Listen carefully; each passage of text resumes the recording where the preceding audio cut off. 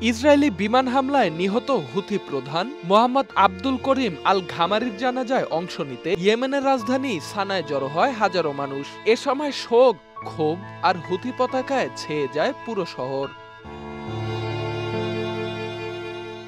আল-শাব মসজিদে অনুষ্ঠিত জানাজায় অংশ নেয় হাজারো ইয়েমেনি। সেখান থেকে বিশাল শোক মিছিল ছড়িয়ে যায় সানার সাবিন স্কয়ার পর্যন্ত। মিছিলে উপস্থিত ছিলেন হুথি নেতৃত্ব, সামরিক কর্মকর্তা ও সাধারণ নাগরিকরা।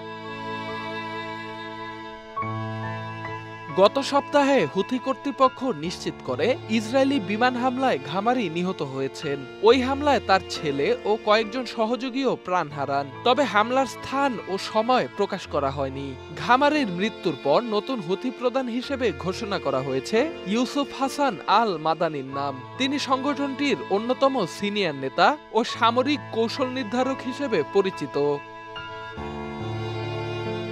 ইসরায়েলি প্রতিরক্ষা বাহিনী আইডিএফ জানিয়েছে ২৮ আগস্টের অভিযানে হুথি শাসনের শীর্ষ সামরিক সদস্যদের লক্ষ্যবস্তু করা হয়েছিল। তাদের দাবি, ঘামারি ছিলেন হুথি সামরিক কাঠামোর মূল স্থপতি।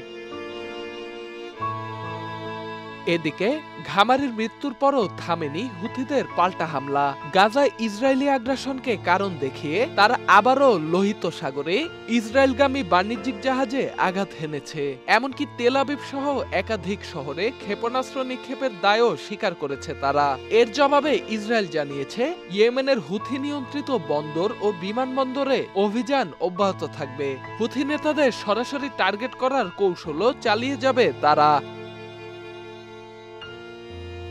Dhaka express desk report.